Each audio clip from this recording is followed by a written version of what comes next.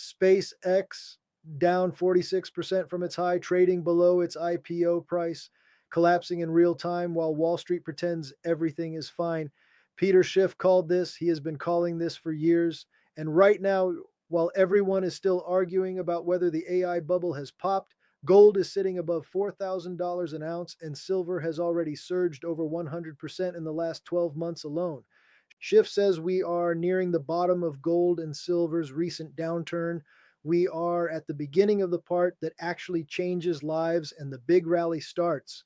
Today, Peter Schiff tells you exactly what is happening right now, why SpaceX is just the beginning, why the AI bubble has already popped, even if most people have not admitted it yet, and why the window to position yourself in gold and silver before this thing goes vertical is closing faster than you think. This is the video Wall Street does not want you to watch. Let's go. I want to start with a number, 46%. That is how far SpaceX stock has fallen from its post-IPO high. 46% in months. One of the most hyped, most celebrated, most aggressively marketed investment stories of this entire AI era, down nearly half its value, while the people who bought it are still checking their phones, hoping it is going to bounce. It is not going to bounce, not the way they are hoping. And here is what nobody in the financial media is willing to say out loud. SpaceX is not the story. SpaceX is the symptom. What you are watching right now is the early visible evidence of something I have been warning about for years. The AI stock bubble, the single most hyped investment narrative of this decade, has already popped. It is not going to pop. It is not about to pop. It has popped. The air is coming out right now, today, while you are watching this video, and the majority of investors who piled into AI stocks at the peak are sitting on losses they have not yet fully processed or admitted to themselves. And while all of that is happening, while the tech wreck that I predicted is unfolding in real time, gold is trading above $4,300 an ounce. Silver has surged over 144% in the last 12 months. And I am here to tell you something that is going to sound almost too good to be true, given how far these metals have already run. We are just getting started. Let me show you what a bubble looks like when it is deflating, because most people have been conditioned by the financial media to expect a dramatic crash, a single black day, a Lehman Brothers moment that everyone can point to and say, there, that was it, the day it ended. That is not how most bubbles actually end. Most bubbles end the way a tire goes flat on a long road trip, slowly at first, almost imperceptibly, and then all at once when you least expect it, and you are nowhere near a service station. Look at SpaceX. The stock started out with enormous fanfare. Everyone wanted a piece of Elon Musk's rocket company wrapped in an AI narrative. It soared to a peak of approximately $225 a share. And then, quietly, almost politely, it started coming down, below 200, below 170, below 150, below the IPO price of 135, and now trading around 120, heading lower with every passing week as the lockup period approaches and insiders prepare to sell. 46% from the high, 11% below IPO price, and the story that was supposed to justify those prices, the AI revolution that was going to make every company touched by the narrative worth an astronomical multiple of its actual revenue, is cracking under the weight of one thing that Wall Street always forgets to model: reality. Here is the reality.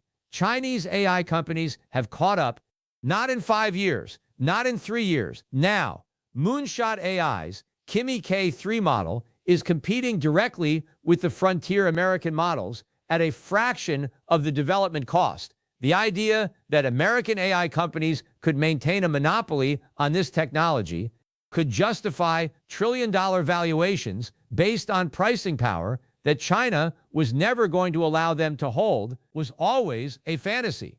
And the market is beginning to price in what was always true. The technology is real. I want to be clear about that because my critics always try to put words in my mouth. I am not saying artificial intelligence is fake. I am not saying it does not work. I am saying that the prices being paid for AI stocks were never justified by the actual economics of the businesses. And that distinction, the distinction between a real technology and an overpriced stock, is the distinction that costs people their savings when they forget to make it. The $1 trillion question nobody is asking. Here is the number that keeps me up at night, and it should keep you up at night too. $1 trillion.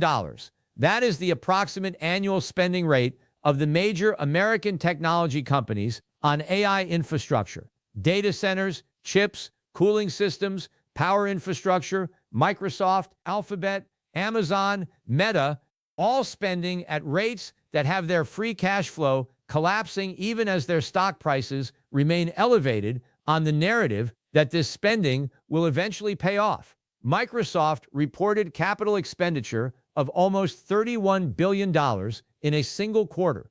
Amazon posted $44 billion in one quarter, with free cash flow collapsing to $1.2 billion. Meta raised its 2026 capital expenditure guidance to between $125 and $145 billion for the full year. And Peter Schiff's question, the one that nobody in the financial media wants to engage with seriously, is devastatingly simple. Where is this $1 trillion coming from? And what would these companies have done with it if they were not spending it on computer equipment? The answer is that every dollar being poured into AI data centers is a dollar not being spent on the things that actually grow economies, not on paying workers better, not on developing genuinely new products, not on the kind of productive investment that creates lasting value. It is being spent on hardware that will be obsolete in 5 to 6 years to train models whose commercial applications have not yet been proven at the scale the valuations require. In an environment where Chinese competition has already demonstrated that the pricing power American AI companies were counting on does not exist. This is what I call capital misallocation on a historic scale. And when the bill comes due, when it becomes undeniable that the returns being generated by this $1 trillion spending spree are not sufficient to justify the investment, the repricing will not be gentle. Now I want to talk about the other side of this story, the side that the same people who told you to buy SpaceX at $225 have been telling you to ignore for years. Gold, silver, the barbarous relics, the metals for doomers and preppers and people who do not understand modern finance. Gold is above $4,300 an ounce right now. Let me say that number again so it lands properly. $4,300 for 1 ounce of gold. For those of you keeping score at home, gold was trading around $1,800 an ounce in 2022, around $2,000 in 2023. It broke $2,500 in 2024, crossed $3,000 in early 2025, and it has not stopped, not even slowed down. And silver is where the story gets truly extraordinary, because silver has not just kept pace with gold. It has surged 144% in the last 12 months alone. 144%. That is not a typo. That is the kind of return that people used to talk about in hushed voices about tech stocks in 1999. Except this one is backed by actual physical metal that cannot be printed, cannot be hacked, and cannot be made worthless by a Federal Reserve press conference. I have been saying for years that gold and silver were the most important assets to own. People called me a broken record. People called me a gold bug. People called me a permabear who had been wrong so long I had forgotten what being right felt like. I am right, and I have the price charts to prove it. But here is what I need you to understand, because this is the most important thing I am going to say in this entire video. The move that has already happened is not the move that matters. The move that matters is the one that is coming. And if you think you have missed it, if you are sitting there watching gold at $4,300 and silver at $73 and thinking the window is closed, you are wrong. You are dangerously, expensively wrong. And I am going to show you exactly why. Why gold and silver are not expensive. They are just getting started. I want to reframe the way you are thinking about gold and silver prices right now. Because when most people look at a chart showing gold up from 1,800 to 4,300, they see a stock that has already run. They see something that has already performed. They see the opportunity they missed, and they feel the familiar regret of watching something go up without them. That framing is wrong. And it is wrong for a very specific reason that has nothing to do with chart patterns or technical analysis or any of the tools that traders use to predict short-term price movements. It is wrong because gold and silver are not investments in the traditional sense. They are not companies. They do not generate earnings. They do not pay dividends. They do not benefit from innovation or management execution or market share gains. What gold and silver do, the only thing they do, the thing they have done for 5,000 years without exception, is measure the real value of the currency they are priced in. When gold goes from $1,800 to $4,300, gold did not go up. The dollar went down. The number changed because it takes more dollars to buy the same ounce of gold because each dollar is worth less than it was before. And here is the question that determines whether gold and silver have more room to run. Has the dollar finished losing value? Has the debt situation that is causing the dollar to lose value been resolved? Has the Federal Reserve found a way to deal with $34 trillion in national debt and $1 trillion a year in interest payments that does not involve printing money and inflating the currency? No, no, and no. The dollar has not finished losing value. It has barely started losing it at the rate that the debt mathematics demand.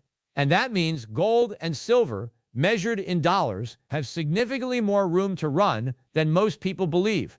I predicted gold at $1,000 when it was at $300. People laughed. I predicted gold at $2,000 when it was at $1,000. People said I was delusional. I predicted gold at $3,000 when it was at $2,000. People called me a broken record. Gold is at $4,300. Silver is at $73. And I am saying something right now that is going to sound exactly as crazy as everything I have said before. This is not the top. This is the middle. I want to show you a calculation that will completely change how you think about where gold prices are right now. In 1980, at the peak of the last great gold bull market, gold hit $850 an ounce. At that time, $850 represented approximately 2% of the Dow Jones Industrial Average. The ratio of gold to the Dow, the amount of gold it took to buy the entire Dow, was roughly 1-to-1. Today, the Dow is trading at approximately 40,000 points. Gold is at $4,300. It takes approximately 9 ounces of gold to buy the Dow Jones Industrial Average. In 1980, at the peak of the gold cycle, it took 1 ounce. If gold and the Dow were to return to a 1-to-1 ratio today, with the Dow at 40,000, gold would need to trade at $40,000 per ounce. I am not predicting gold at $40,000. I am showing you the historical context that makes 4,300 look not like an inflated price, but like a discount relative to where this cycle has historically gone. The ratio does not have to reach 1-to-1 for gold to generate extraordinary returns from here. Even reaching 3-to-1, even reaching 5-to-1 implies gold prices dramatically higher than where we are today. And silver, which has historically traded at a ratio of approximately 50 to 60 ounces per ounce of gold, is currently at a ratio of approximately 59-to-1. The gold-silver ratio is historically reasonable right now, which means as gold continues to rise, silver rises with it. And when the silver market catches the same institutional attention that gold has been receiving from central banks and sovereign wealth funds, silver is going to move in ways that will make the 144% of the last 12 months look like a warm-up act. The dollar is the real story, and it is not a story with a happy ending. Let me tell you the story underneath all of these stories, because SpaceX crashing and the AI bubble popping and gold surging and silver running, these are not separate events. They are symptoms of the same underlying disease. The dollar is dying, not tomorrow, not in a dramatic single moment that everyone can point to, slowly, persistently, in the way that all fiat currencies throughout history have eventually died through the accumulated weight of debt that cannot be honestly repaid and governments that find it easier to print than to cut. The United States has $34 trillion in debt. It is spending $2 trillion more than it collects every single year. The interest payment alone is now over $1 trillion annually.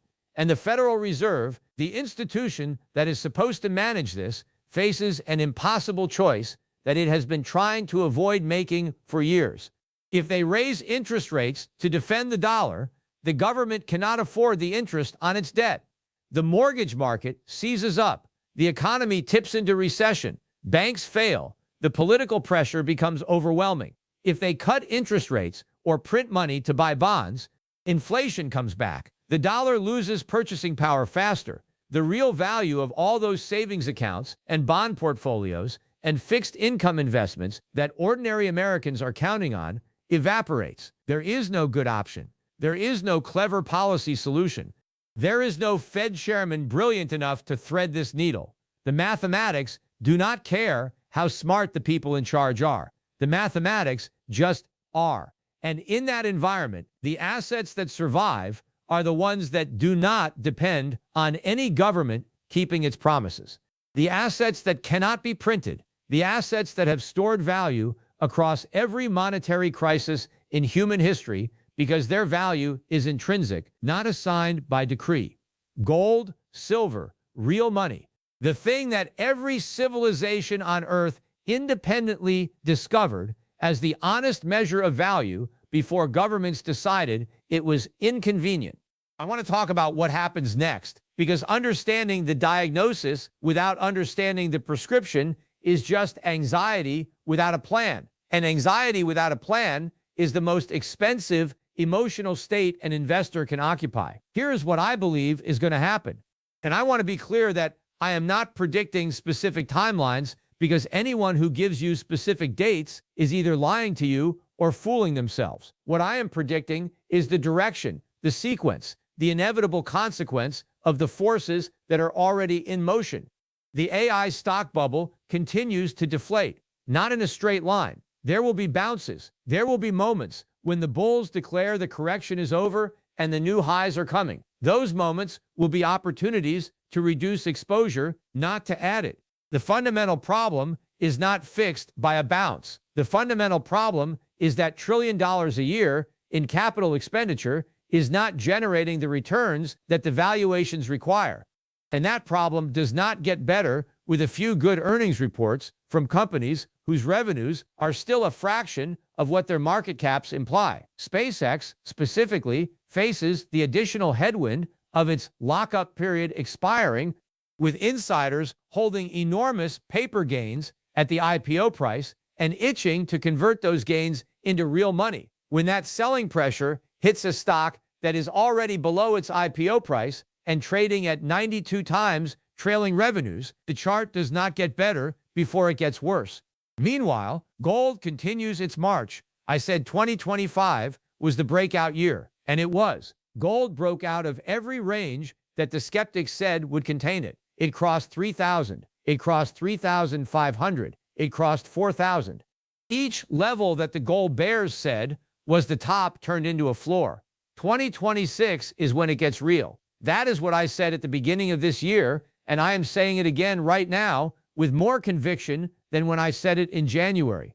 The institutional money that spent years dismissing gold as a relic, the same institutional money that piled into AI stocks at insane valuations, is now quietly rotating, not announcing it, not going on television to explain why they were wrong for years, just buying, quietly, consistently, driving the price higher with every purchase. Silver is the trade within the trade, because silver has the industrial demand story on top of the monetary story. Solar panels, electric vehicles, semiconductors, medical devices.